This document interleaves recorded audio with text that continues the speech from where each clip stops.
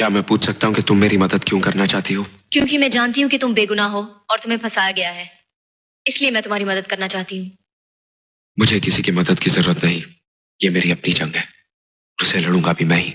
मैं जानती हूँ कि ये तुम्हारी अपनी जंग है और तुम इसे खुद लड़ना चाहते हो, लेकिन इस जंग में अगर तुम्हारा कोई साथ देना चाहे तो उसमें कोई बुराई तो नहीं है ना?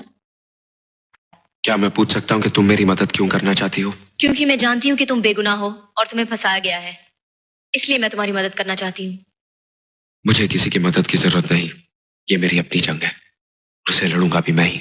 मैं जानती हूँ कि ये तुम्हारी अपनी जंग है और तुम इसे खुद लड़ना चाहते हो, लेकिन इस जंग में अगर तुम्हारा कोई साथ देना चाहे तो उसमें कोई बुराई तो नहीं है ना?